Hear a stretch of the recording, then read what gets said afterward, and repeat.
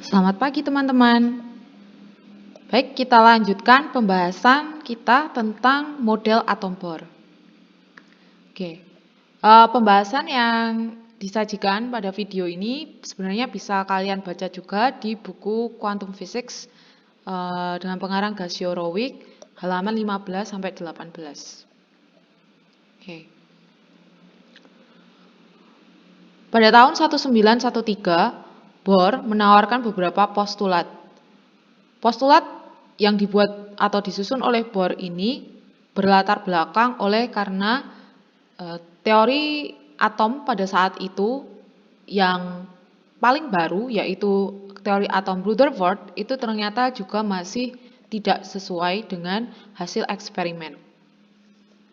Berikut adalah postulat yang disampaikan oleh Bohr.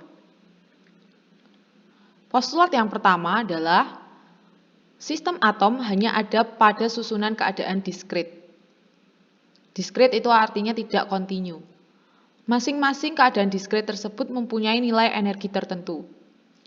Perubahan energi pada sistem, termasuk fenomena emisi dan absorpsi radiasi elektromagnetik, hanya bisa terjadi apabila ada transisi penuh antara dua keadaan stasioner. Nah, ilustrasinya adalah seperti ini. Jadi keadaan di dalam atom, keadaan energi, itu bersifat diskrit. Ada keadaan tingkat 1, tingkat 2, tingkat 3, tingkat 4, dan seterusnya. Masing-masing tingkatan energi ini memiliki nilai energi tertentu. Dan sistem hanya bisa berada pada keadaan energi yang ditentukan. Ilustrasinya seperti ini. Misalnya saja, ada keadaan N1, N2, N3. Dengan nilai energi masing-masing untuk N1 adalah 0, kemudian N2 adalah 10, dan N3 adalah 15. Nah, sistem hanya bisa berada pada energi 0, 10, atau 15. Tidak bisa sistem itu punya energi misalnya 5. Itu tidak bisa. Jadi, disinilah sifat diskrit itu. Energi sifatnya tidak kontinu, tetapi diskrit. Jadi hanya boleh punya nilai tertentu saja. Itu makna dari diskrit.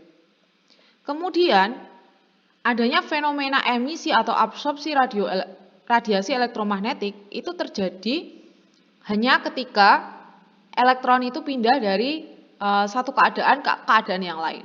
Dan perpindahannya itu harus penuh. Misalnya dari N2 di garis 10 ini, ya harus ke N1 yang di garis 0. Atau ke N3 yang nilainya adalah 15. Tidak bisa dari 10 menjadi 14. Atau dari 10 menjadi, katakan tadi 8. Seperti itu tidak bisa ya. Jadi kuncinya adalah sistem atom hanya ada pada susunan keadaan diskrit.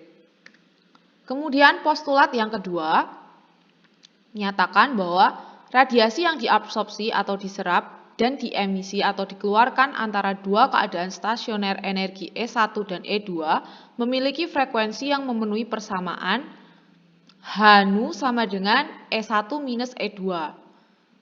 Jadi ketika terjadi penyerapan energi ataupun pemancaran energi atau pemancaran radiasi elektromagnetik, radiasinya itu punya frekuensi nu. Nah, hubungannya dengan energi pada kedua keadaan stasioner dinyatakan pada persamaan ini. H dikalikan nu sama dengan E1 min E2. H itu adalah konstanta Planck, nu adalah frekuensi, lalu E1 min E2 adalah beda pada tingkat energi 1 dan 2. Itu ya. Nah, ini saya kasih nomor 1/23 itu sama dengan nomor persamaan yang ada di buku Gasiorowicz. Jadi nanti kalian cek di bukunya ya. Oke, kemudian postulat yang ketiga ini adalah keadaan stasioner energi tersebut berkorespondensi dengan orbit elektron. Jadi pada model atom Bohr ini sebenarnya hampir mirip dengan model atom Rutherford, di mana inti atom itu bermuatan positif ada di tengah, kemudian elektron yang bermuatan negatif itu mengelilingi inti atom. Tetapi perbedaannya di sini dengan teorinya Rutherford adalah orbit elektron mengelilingi inti itu punya atau berkorespondensi dengan keadaan stasioner energi tertentu yang sifatnya diskret tadi. Jadi elektron pada orbit pertama itu energinya tetap tertentu. Kemudian pada orbit yang kedua juga punya tingkat energi tertentu yang sifatnya diskret. Artinya punya nilainya tertentu saja dan tidak bisa diantara. Misalnya tadi E1-nya adalah 0, kemudian E2-nya adalah 10, tidak bisa dia nilainya itu 8 gitu. Tapi itu tadi hanya ilustrasi ya. Nanti nilai tepatnya energi pada setiap keadaan itu berapa kita akan bahas setelah ini. Tapi itu yang jelas perbedaannya. Kalau di teori atom Rutherford, elektron itu mengelilingi muatan positif, tetapi dia tidak ada tingkatan energi.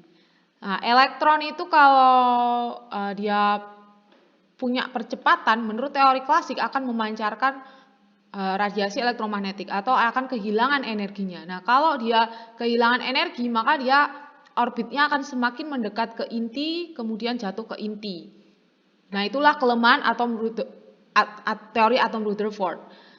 Karena hal itu tidak terjadi ternyata. Sehingga si Bohr ini salah satu postulatnya adalah bahwa ketika elektron itu mengorbit pada satu orbit tertentu, energinya itu tetap nilainya adalah itu aja. Dan kalaupun dia mau menyerap ataupun memancarkan energi, nilai pancaran energi ataupun energi yang diserap itu tertentu. Kayak misalnya di sini ya, contohnya itu di E1 itu adalah nilainya katakan 0 energinya. Kemudian di N2 adalah 10. Nah, ketika si elektron ini sekarang kan ada di tingkat N1 ya. Kalau dia mau ke N2, berarti dia harus menyerap energi sebesar 10 eV. Tidak bisa dia menyerap misalnya cuma 5, kemudian dia bikin orbit sendiri di antaranya. Itu tidak bisa. Jadi benar-benar sifatnya adalah diskret. Begitu juga kalau nanti misalnya dia dari E3 mau ke E2 gitu. E3 ke E2. E3 kan 15, kemudian E2 adalah 10. Bisa terjadi kalau dia memancarkan energi sebesar 5 eV. Tidak bisa dia memancarkan cuma 3 eV kemudian dia bikin orbit sendiri di antaranya. Itu tidak bisa. Itu jadi sifatnya diskret. Lalu kita lanjutkan ya. Nah, energi elektron, energi kinetik elektron yang mengorbit itu berkaitan dengan frekuensi pergerakan elektron tersebut pada orbit. Jadi si elektron kan bergerak, dia punya energi kinetik dan selain itu gerak orbitalnya atau gerak melingkarnya itu kan punya frekuensi gitu. Nah, itu ada hubungannya di mana energi kinetik itu sama dengan setengah dikali N dikali H dikalikan F. Nah, di sini setengah MeV kuadrat itu adalah energi kinetiknya. Kemudian di sini N itu adalah tingkat energi yang juga menyatakan orbit ya. Kemudian H adalah konstanta Planck, lalu F di sini adalah frekuensi. Nah, di sini saya balik pakai notasi F sebagai frekuensi karena biar nggak bingung sama V. Tapi jangan bingung nanti tetap ada nu juga. Jadi kalian harus cermat di mana F dan nu itu sebenarnya sama frekuensi gitu. Nah, sedangkan V itu adalah kelajuan elektron, lagi-lagi F adalah frekuensi, Me itu adalah massa elektronnya. N-nya itu nilainya tertentu, 1, 2, 3 bilangan integer ya. Itu ketiga postulat Bohr.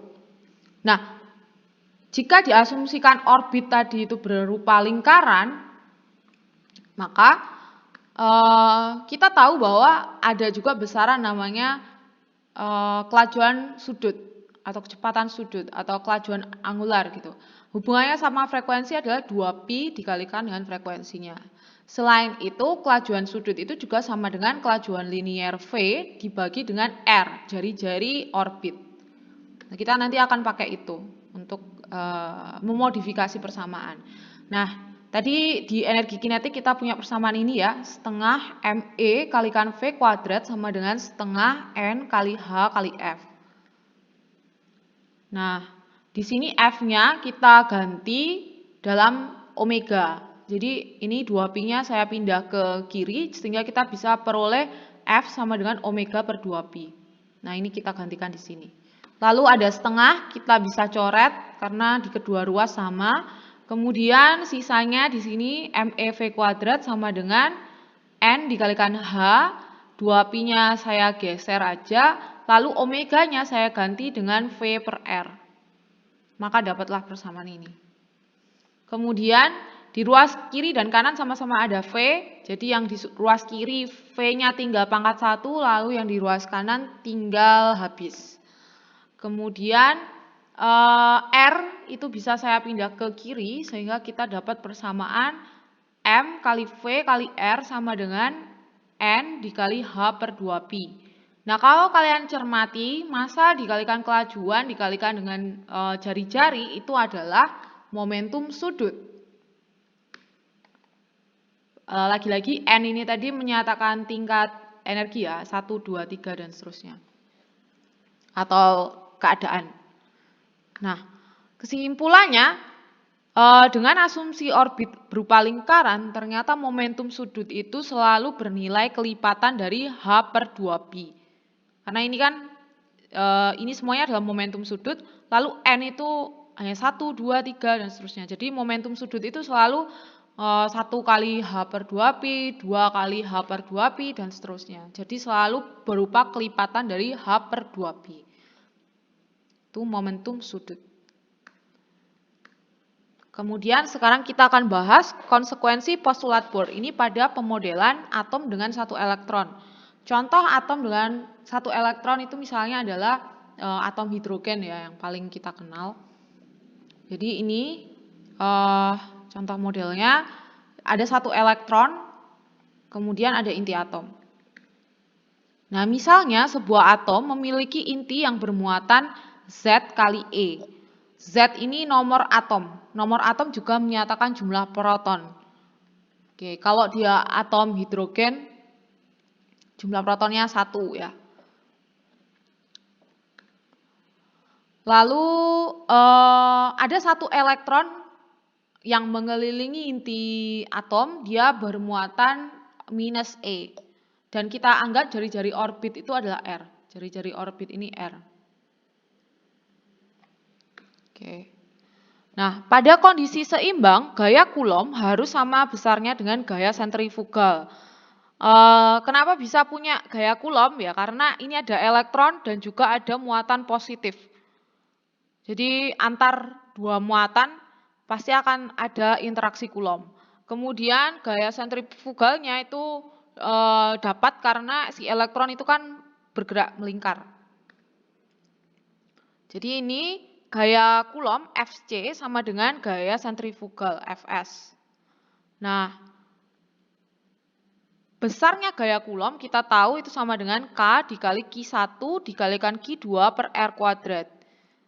R kuadrat R ini jarak antara dua muatan, di mana kalau pada kasus ini elektron mengorbit mengelilingi inti atom ya jaraknya pasti kan selalu jari-jari orbit ini sendiri. Q1 itu muatan inti, lalu Q2 adalah muatan elektron ya. MV kuadrat per R di sini adalah gaya sentrifugalnya. V-nya itu adalah kelajuan elektronnya. Oke, lalu kita masukkan ya. K, kalau kalian ingat di electromagnetics itu bisa kita tulis sebagai 1/4pi kali epsilon 0. Kemudian Q1-nya sekali lagi adalah muatan intinya adalah plus Z kali E. Kemudian muatan elektronnya adalah negatif E. Dibagi dengan jari-jari atau jarak kedua muatan ini adalah R kuadrat. Nah, karena ini nanti kita cuma pakai besarnya, jadi kita kasih tanda mutlak ya. Jadi nanti negatifnya itu tidak akan punya arti di sini. Kemudian ini tetap gaya sentrifuga. Oke, kalau kita ringkas persamaannya, kita ambil nilai absolutnya, kita dapat ZE kuadrat sama dengan ZE kuadrat per 4pi epsilon 0 R kuadrat itu sama dengan ME V kuadrat per R. Ya, kita dapat persamaan 26 di buku. Oke, baik, kita lanjutkan. Nah, dari persamaan 26 tadi kan kita dapat ini. Nah, persamaan ini bisa kita modifikasi sampai ketemu ME. Nah, ini kalau kita modifikasi, R-nya saya pindah ke kiri, V kuadrat juga pindah ke kiri. Jadi, jadilah massa itu sama dengan ZE kuadrat R per 4pi epsilon 0 R kuadrat V kuadrat. Selain itu, dari persamaan 25 tadi, kita punya persamaan untuk momentum sudut ya. Momentum sudut sama dengan N kali H per 2pi. Nah, ini juga bisa V dan R-nya kita geser ke ruas kanan sehingga dapat persamaan untuk massa. Massa sama dengan NH per 2pi dikali 1 per VR. Jadi di sini ada massa elektron, di sini juga ada massa elektron. Jadi kita bisa sama dengankan. Sehingga ini sama dengan ini. NH per 2pi kali 1 per VR sama dengan ZE kuadrat R per 4pi epsilon 0 R kuadrat V kuadrat. Lalu kita sederhanakan atau kita modifikasi sampai ketemu persamaan untuk V. Jadi di sini ada V kuadrat, ada V. V kuadratnya saya pindah ke ruas kiri, lalu dibagi dengan V sehingga sisa V aja. Kemudian di sini ada R, atas dan bawah ya, ada R. Sehingga saling menghilangkan, yang di sini tinggal pangkat 1. Jadi masih ada R di sini, lalu dicoret sama yang di ruas kiri. Sehingga R-nya hilang. R-nya habis. Kemudian sisanya yang di sini ada NH per 2pi, saya pindah ke ruas kanan. Yang NH itu jadi di bawah, seper NH. Kemudian yang 2pi itu jadi di atas, jadi di sini ada 2pi. Sehingga persamaan akhirnya kita peroleh untuk kelajuan V itu sama dengan 2pi kali Z kalikan E kuadrat per 4pi epsilon 0 dikalikan dengan 1 per Hn. Kalau saya ulangi, di sini Z itu adalah nomor atom atau menyatakan jumlah proton dalam inti. Kemudian E itu adalah muatan elektron 1,6 kali 10 pangkat min 19 coulomb. Kemudian H adalah konstanta Planck, N adalah bilangan integer 1, 2, 3 dan seterusnya, itu menyatakan tingkat keadaan ya. Kemudian epsilon 0 ini adalah permitivitas di ruang hampa. Nah, ini kalau di buku itu di persamaan 27. Oke. Jadi kita sudah punya persamaan untuk kelajuan V. Kemudian selain itu tadi kalau dari persamaan momentum sudut kita punya ini ya. Momentum sudut sama dengan MVR sama dengan N dikali H per 2pi. Nah, sekarang kita mau coba cari persamaan untuk orbit dari elektron. Jadi R-nya. Nah, dari persamaan ini kita bisa pindah MV-nya ke ruas kanan sehingga kita peroleh R sama dengan N dikalikan H per 2pi kali 1 per MV. Oke. Kemudian V yang ada di sini itu bisa kita ganti dengan persamaan V yang sudah kita dapat tadi. Sehingga kita dapat ini R sama dengan N dikali H per 2pi dikali 1 per ME. Nah, V ini semuanya ini kita masukkan. Set di sini. Lalu kita modif persamaannya. Ini N kali H jadi NH, kemudian per 2pi tetap, terus dikali dengan, nah di sini ada seper 1 per HN. Nah, itu bisa kita naikkan HN-nya atau kita jadikan di pembilang. Di sini makanya ada NH. Kemudian dibagi dengan yang di sini yang ada di dalam kurung, ada yang kita keluarkan yaitu 2pi. 2pi kita keluarkan di sini. Sehingga kalikan 2pi dikali massa dikali sisanya, yaitu Z E kuadrat per 4pi epsilon 0. Kemudian, bisa juga persamaannya kita tulis sebagai berikut. Jadi di sini NH sama NH kita gabung jadi N kuadrat H kuadrat per 2pi ada 2pi. Jadi 4pi kuadrat dikali 1 per ini ya, Z E kuadrat per 4pi epsilon 0. Kemudian dikali 1 per massa elektronnya. Nah, di sini jangan bingung ya, ini 4pi epsilon 0 semuanya ada di per ya. Ada di bawah, ada di per. Kayak gini lah gampangannya. Oke. Nah, itu kita dapat persamaan untuk jari-jari orbit elektron yang ada di persamaan 28 pada buku.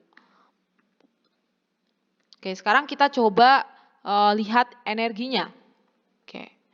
Nah, energi dari elektron tadi ada energi potensial pastinya. Nah, energi potensialnya itu didapat dari energi potensial listrik ya. Jadi kita tahu kalau energi potensial listrik ada 2 muatan gitu terpisah pada jarak R, itu adalah K dikali muatan 1 kalikan muatan 2 dibagi dengan jaraknya.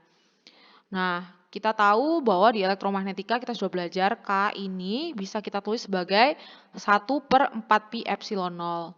Kemudian muatan yang pertama itu adalah muatan inti yaitu Z kali E. Lalu muatan yang kedua itu muatan elektron negatif E. Lalu jaraknya adalah R. Sehingga energi potensialnya adalah minus ZE kuadrat per 4pi epsilon 0 R. Nah, tadi di persamaan 26 kita punya persamaan ini. ZE kuadrat per 4pi epsilon 0 R kuadrat sama dengan ME V kuadrat per R. Jadi sekarang ini mau kita modifikasi pakai persamaan yang sudah kita peroleh tadi. Nah, energi potensial atau U itu kan sama dengan ini, minus ZE kuadrat per 4pi epsilon 0 R. Nah, itu bisa kita tulis sebagai minus massa kali V kuadrat kalau berdasarkan persamaan ini ya. Jadi kan R-nya yang R kuadrat ini bisa kita coret sama R di sini. Yang R kuadrat jadi cuma pangkat 1 R. Jadi sesuai sama persamaannya untuk U. Sedangkan R yang di sini hilang. Tanda negatifnya kita tambahkan. Oke. Atau kita bisa masukkan V yang sudah kita peroleh di persamaan 27 tadi. Sehingga di sini persamaan untuk energi potensial menjadi minus ME dikali 2pi ZE kuadrat per 4pi epsilon 0 dikalikan 1/Hn pangkat 2. Ini didapat dari persamaan V ya, yang ada di nomor 27 tadi. Selain energi potensial, tentunya elektron juga punya energi kinetik karena dia bergerak terus kan ya. Nah, energi kinetik setengah massa dikalikan kelajuan kuadrat atau V kuadrat. Sehingga sama dengan setengah massa elektron dikalikan dengan V. V tadi yang kita juga peroleh di persamaan 27. Sehingga jadi seperti ini. Nah, energi totalnya K sama dengan energi kinetiknya ditambah dengan energi potensialnya. Jadi ini ditambah dengan ini. Sehingga kita peroleh ini. Jadi energi kinetik ditambah dengan energi potensial ya. Ini energi kinetiknya, ini energi potensialnya. Oke. Nah, kalau kita lihat tadi energi kinetik sama energi potensial ternyata bentuknya mirip, cuma beda di setengah di sini. Jadi ininya tetap setengah dikurangi 1 kan hasilnya min setengah. Jadi dapatlah ini, min setengah dikali massa elektron dikalikan dalam kurung 2pi ZE kuadrat per 4pi epsilon 0 dikalikan 1/Hn, semuanya dipangkatkan 2. Sekali lagi Z itu merupakan nomor atom atau jumlah elektron, jumlah proton. Kemudian E adalah muatan elektron, lalu H ada konstanta Planck. Oke, nah ini bisa kita tata ulang juga, jadi ini. Jadi 2pi per H itu kita sendirikan, Jadi 2pi per H pangkat 2, kemudian sisanya kita tulis sama N-nya itu kita keluarkan juga. Sehingga persamaannya jadi kayak gini. Nah ini saya samakan sama persamaan 29 bentuknya kayak gini. Jadi nanti kalian coba pahami dari sini kok bisa ke sini itu gimana. Oke, itu tentang energinya. Energi kita sudah dapat, jari-jari sudah dapat, lalu apa tadi, kelajuan juga sudah dapat. Nah, satu hal di mekanika kuantum nanti kita akan banyak pakai bukan H atau konstanta Planck, tetapi kita lebih banyak pakai H per 2pi. Sehingga kita definisikan satu notasi baru ya. Notasi baru untuk merepresentasikan H per 2pi ini. Nah, notasi barunya disebut dengan H bar, yang kayak gini simbolnya. Jadi ada H kemudian dicoret gitu. Bacanya itu biasanya H bar. H bar sama dengan H per 2pi. Kemudian selain itu lagi-lagi sebenarnya kalau di mekanika kuantum kita nggak pakai F, tapi kita pakainya nu. Jadi di sini saya balikkan lagi ke nu. Jadi omega atau kelajuan sudut itu sama dengan 2pi kali nu. Atau dengan kata lain nu juga sama dengan omega per 2pi. Lalu ada beberapa ini ya notasi lain. Tadi di postulat Bohr itu disebutkan bahwa frekuensi radiasi yang diserap ataupun dilepas itu memenuhi persamaan Hnu sama dengan perbedaan energi E1 dan E2. Nah, dari sini itu kita bisa nyatakan, kita coba nyatakan nu-nya itu dalam bentuk omega. Jadi nu saya ganti pakai omega per 2pi. Jadilah ketemu kayak gini. Atau akhirnya nanti akan ada H per 2pi itu kita ganti pakai H bar, lalu omeganya tetap sama dengan ini tetap ya E1 minus E2. Atau omega itu bisa ditulis sebagai E1 minus E2 per H bar. Nah, artinya beda energi tingkat 1 dan tingkat 2 itu sama dengan omega dikalikan H bar. Atau dengan kata lain, kalau ada radiasi kuantum, itu dia selalu membawa energi sebesar ini, omega kali H bar. Karena radiasi kuantum itu terjadi ketika terjadi perpindahan tingkat energi ya. Jadi selisih tingkat energinya itu sama aja dengan energi radiasi kuantumnya, yaitu sebesar omega kali H bar. Selain itu, untuk momentum sudut, menurut teori atom Bohr ini juga terkuantisasi ternyata. Tadi momentum sudut MVR itu kan memenuhi persamaan N dikali H per 2pi ya. Atau dengan kata lain, momentum sudut itu sama dengan N dikali H per 2pi itu tadi kita tulis sebagai H bar. Jadi momentum sudut sama dengan N kali H bar. Nah ini juga menyatakan bahwa momentum sudut itu ternyata terkuantisasi. Kenapa? Karena nilai N itu kan tertentu ya, 1, 2, 3, dan seterusnya. Artinya momentum sudut itu harganya cuma bisa kelipatan dari H bar. Oke, nah ini untuk menekankan bahwa V yang di sini itu kelajuan, tapi kalau yang di sini itu bukan V tapi nu yang artinya adalah frekuensi. Jadi karena agak mirip, mohon nanti berhati-hati. Oke. Nah, selain itu kita juga akan mendefinisikan satu besaran baru yang disebut dengan alfa. Alfa ini sama dengan kita definisikan sebagai E kuadrat per 4pi epsilon 0 H bar C. Jadi nanti ini kalau kita hitung itu nilainya adalah 1 per 137,036. Nah itu nanti tugas kalian untuk membuktikan ini. Gampang kok, tinggal masukkan aja E, omega 0, kemudian H bar C itu dimasukkan semuanya. Lalu kalian hitung hasilnya berapa. Oke. Nah, kita definisikan alfa supaya apa? Supaya nanti persamaan-persamaan yang tadi sudah kita peroleh itu sedikit bisa lebih sederhana penulisannya ya.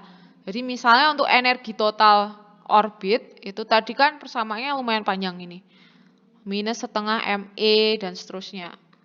Nah, ini bisa kita modif persamaannya.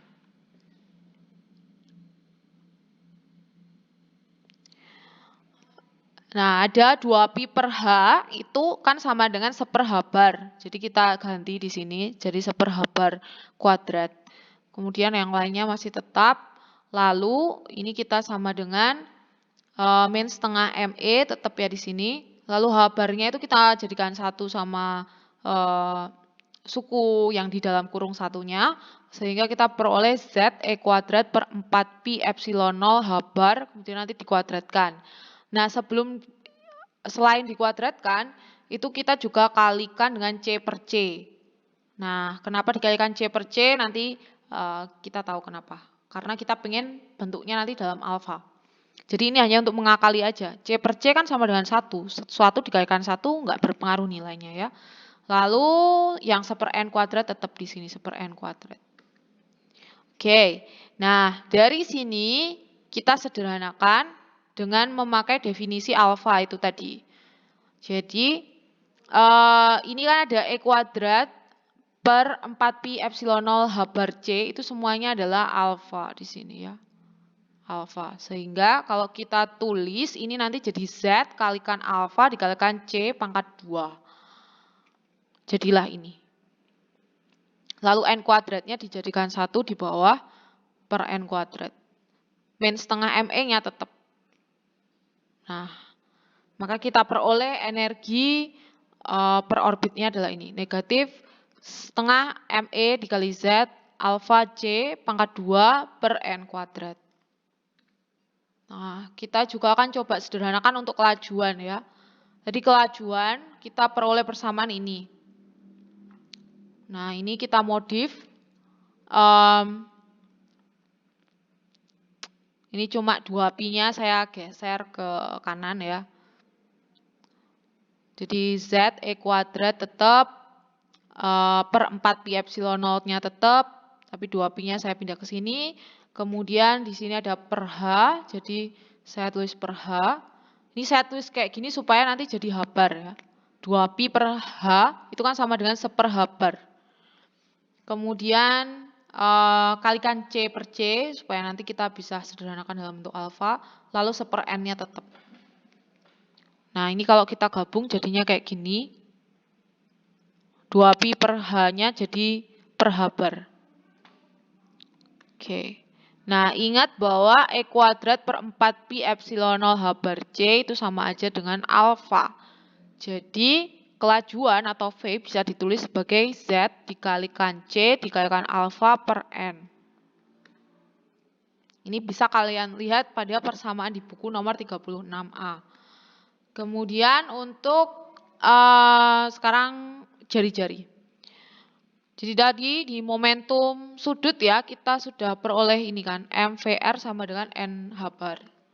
Nah sehingga R itu sama dengan N dikalikan H bar per MV. Nah di sini N H bar per ME-nya tetap, kemudian V-nya itu kita ganti pakai ini. V-nya kan ini, ZC alfa per N. Karena di sini adalah per V, maka di sini dikali N per ZC alfa. Jadi dibalik penyebut dan pembilangnya. Sehingga kalau kita tulis dirapikan gitu, kita peroleh di sini H bar, lalu N sama N diringkas jadi N kuadrat. Per yang di bawah adalah ME kali C kalikan Z kalikan alfa. Oke, jadi kita sudah menurunkan bagaimana bentuk persamaan untuk jari-jari orbit, kelajuan elektron, dan juga energi pada model atom Bohr.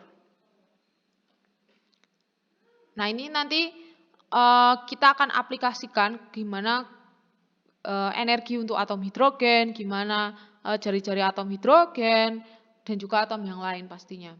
Nah, itu nanti sebagai latihan kalian. Jadi ini setelah kita membahas model atom bor, sekarang untuk latihan kalian perlu mengerjakan soal latihan berikut ini. Oke, silakan nanti dikerjakan ya latihannya. Kemudian apabila ada yang tidak dimengerti, kita akan membahas pada pertemuan hari Kamis. Terima kasih.